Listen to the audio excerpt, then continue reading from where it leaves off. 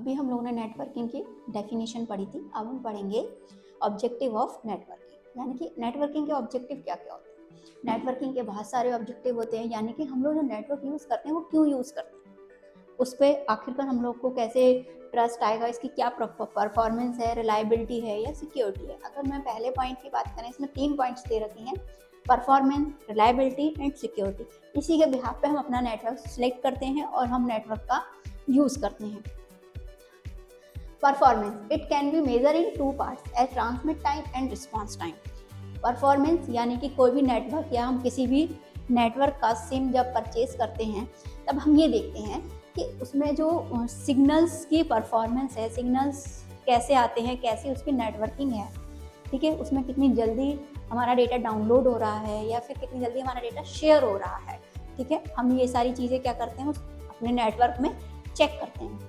ऐसे ही जो नेटवर्किंग की परफॉर्मेंस होती है उसका सबसे पहला जो ऑब्जेक्ट होता है, इसमें 2 पार्ट्स होते हैं, एक होता है ट्रांसमिट टाइम, एक रिस्पॉन्स टाइम। ट्रांसमिट टाइम क्या होता है, जैसे आपने किसी को मैसेज सेंड किया तो हमारा नेटवर्क क्या करता है, जल्दी से वो मैसेज क्या हो जाए, सेंड हो जाए। ये सेंड हो गया तुरंत, और जिसके पास ये सेंड हुआ उसने तुरंत हमें क्या कर दिया, रिस्पॉन्स कर दिया, यानी कि ये 2 हमारे क्या हो जाएंगे, ब्लू टिक।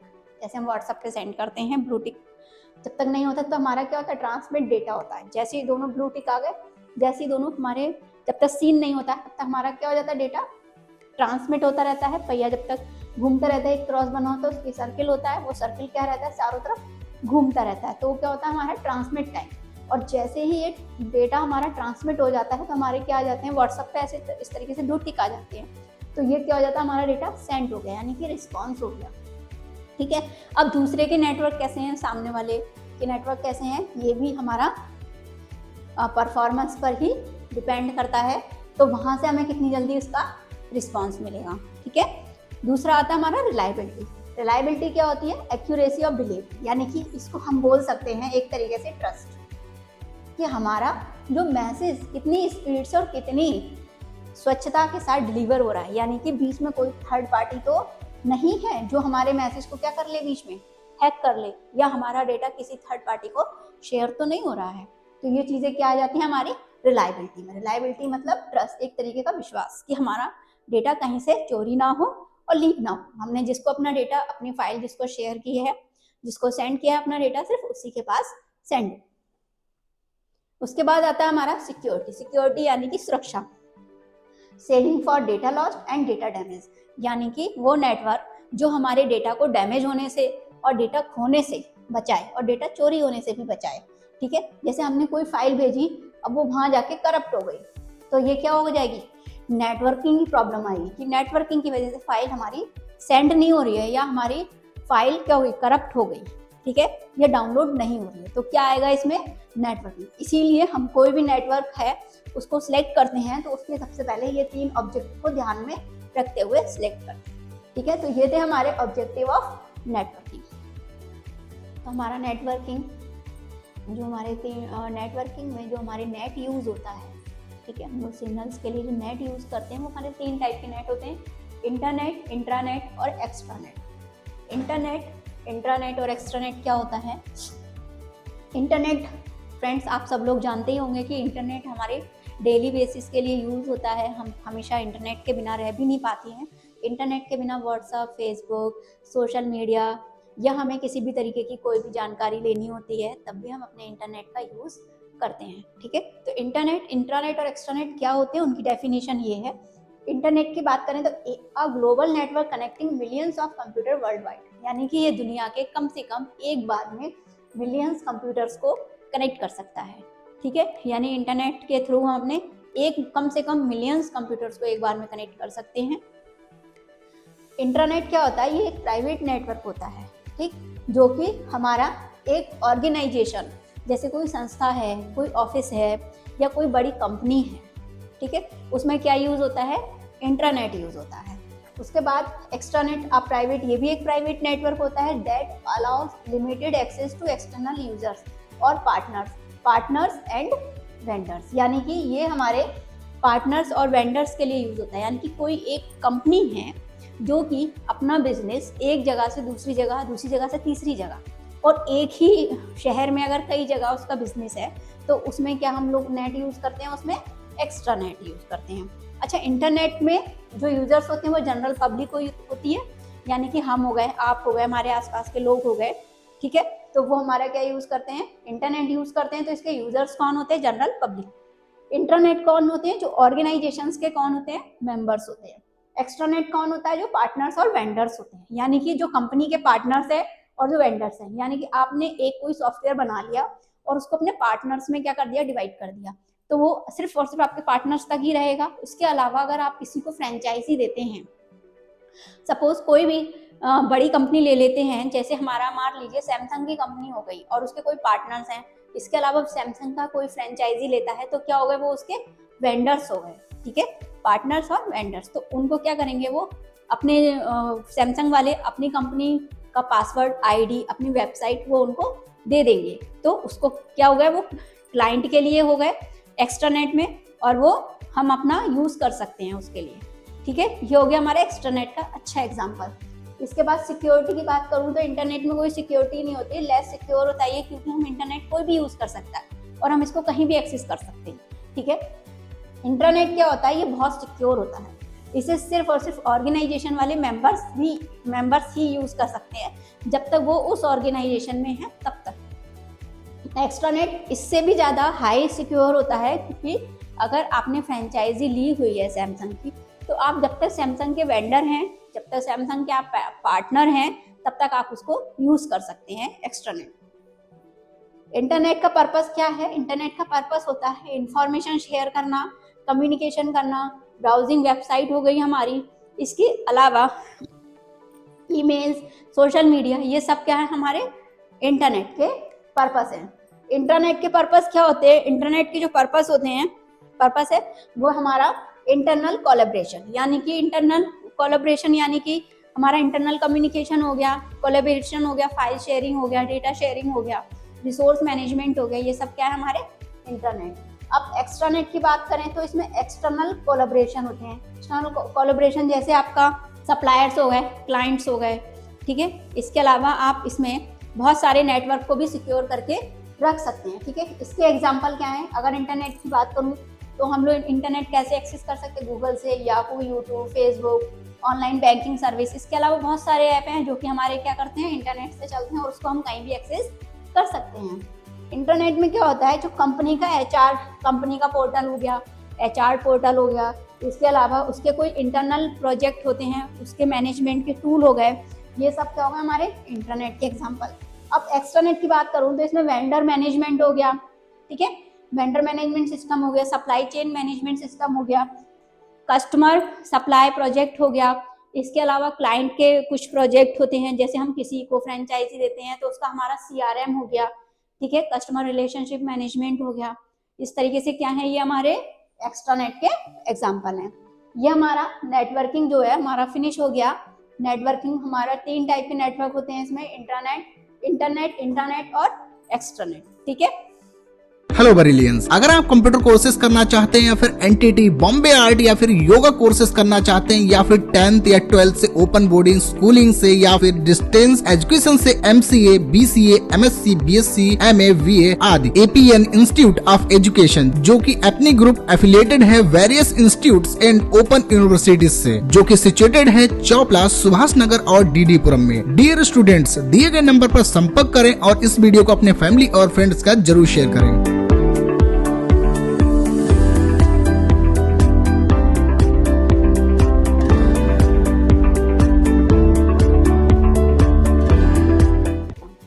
ऑपरेटिंग सिस्टम और विंडोज़ पढ़ेंगे, ठीक है।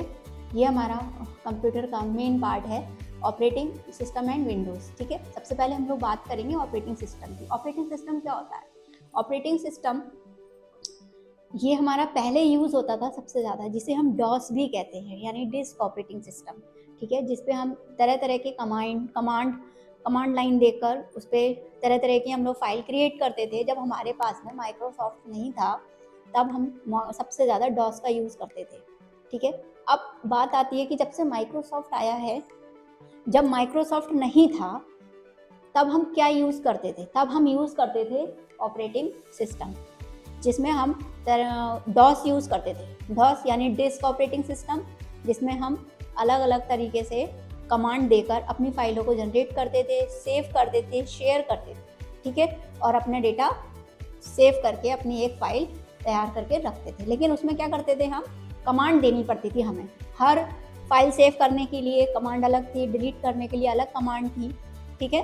तो ये था हमारा ऑपरेटिंग सिस्टम। ऑपरेटिंग सिस्टम की डेफिनेशन है, an operating system is system software that manage computer hardware, software resources and provide services for computer programs. It acts an intermediary between the users and the computer hardware, ensuring smooth operation of the system. यानी कि operating system क्या होता है, हमारे hardware और software के रिसोर्सों को क्या करता है, हमारे सर्विसेज प्रोवाइड कराता है। ये एक यूजर्स और हार्डवेयर्स के बीच का कॉम्बिनेशन भी है। एक तरीके से कह सकते हैं कि जितने भी हार्डवेयर्स होते हैं वो सारे के सारे वो जितने भी हमारे कंप्यूटर्स के हार्डवेयर होते हैं वो सब हमारे ऑपरेटिंग सिस्टम को क्या करते हैं, सपोर्ट करते हैं। या ये कह सकते हैं हम, ऑपरेटिंग सिस्टम हमारे कंप्यूटर के सारे हार्डवेयर को सपोर्ट करता है, ठीक है। हमारा अगला ऑपरेटिंग सिस्टम का नया टॉपिक है फंक्शंस ऑफ ऑपरेटिंग सिस्टम्स, यानी कि ऑपरेटिंग सिस्टम में कौन कौन से फंक्शंस होते हैं जिसका हम यूज करके अपने कंप्यूटर को ईजिली यूज करते हैं, ठीक है।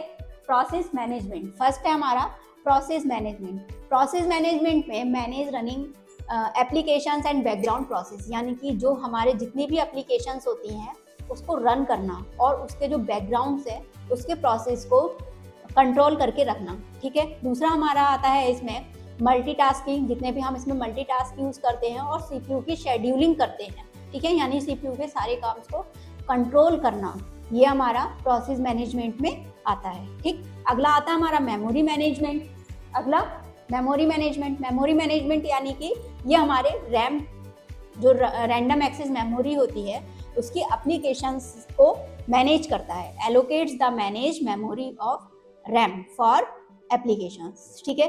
इसके बाद आता है हमारा फाइल मैनेजमेंट।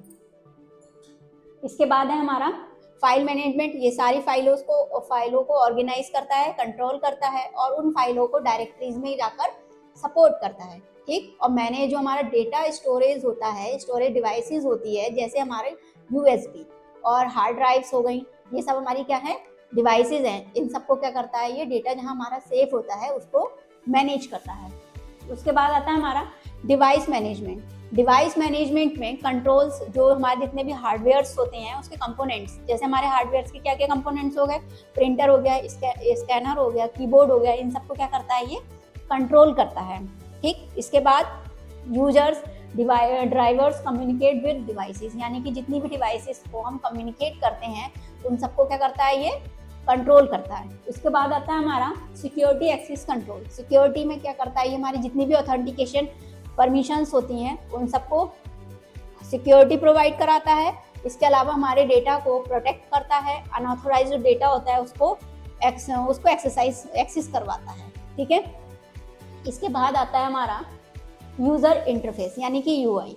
यूआई यानी कि ये हमारे लिए ग्राफिक यूजर इंटरफेस और हमारे लिए कमांड लाइन इंटरफेस यूज करवाता है। ये हमारे लिए GUI और CUI, ठीक है। यूजर इंटरफेस हमारा GUI एंड CUI, यानी कि ग्राफिक यूजर इंटरफेस और कमांड लाइन यूजर इंटरफेस हमारे लिए ग्राफिक्स को क्या करता है, ये यूज कराता है, ठीक है। और अगर हम इसके एग्जांपल्स की बात करें तो इसके एग्जांपल्स हो गए, जैसे हमारा विंडोज हो गया, ग्राफिक यूजर इंटरफेस हो गया, लाइनेक्स हो गया, टर्मिनल्स हो गए, ये सब क्या है, हमारे इसके एग्जांपल्स हो गए, ठीक। इसके बाद आता है हमारा नेटवर्किंग। नेटवर्किंग क्या करता है, ये मैनेज करता है सारे जितने हमारे नेटवर्क कनेक्शंस होते हैं और प्रोटोकॉल्स होते हैं उनको मैनेज करता है। इसके अलावा ये इंटरनेट एक्सेस को सपोर्ट करता है और हमारी फाइल शेयरिंग, जो हम नेटवर्क के थ्रू फाइल शेयर करते हैं, उसको मैनेज करता है, ठीक है। तो ये थे हमारे फंक्शन ऑफ ऑपरेटिंग सिस्टम। एपनी ग्रुप आपके लिए लाया है NTT nursery teacher training diploma. Teaching sector में नौकरी चाहिए तो एनटीटी सही विकल्प। एपनी ग्रुप के साथ अपने सपने कीजिए साकार। ज्यादा जानकारी के लिए हेल्पलाइन नंबर 7037940079 पर कॉल करें। अगला टॉपिक है हमारा टाइप्स ऑफ ऑपरेटिंग सिस्टम, यानी कि ऑपरेटिंग सिस्टम कहाँ कहाँ पे यूज़ किया जाता है या इसके कहाँ कहाँ पे इसके लिए डिज़ाइन करने के लिए यूज़ किया जाता है, क्योंकि एक हमारा क्या होता है, यूज़र इंटरफेस होता है। ठीक है, सबसे पहले आता है हमारा बैच ओएस। बैच ओएस यानी कि ये हमारे जितने भी टास्क होते हैं उसको हम विदाउट यूज़र इंटरेक्शन के यूज़ नहीं कर सकते, जैसे हमारा IBM का मेन फ्रेम हो गया। ठीक है, दूसरा आता है हमारा time sharing operating system. Time sharing operating system होता है जिसमें हमारे एक कंप्यूटर पर मल्टीपल यूजर्स काम कर रहे हैं, और ये उनके लिए क्या कराएगा, सारी चीज़ें क्या कराएगा, एक ही सिस्टम पर बहुत सारे काम भी कर रहे हैं और एक ही सॉफ्टवेयर को कई लोग यूज़ कर रहे हैं। तो क्या हो गई, हमारे मल्टीपल यूजर्स हो गए कि एक ही सॉफ्टवेयर को कई लोग क्या कर रहे हैं, यूज़ कर रहे हैं, जैसे हमारा लाइनेक्स।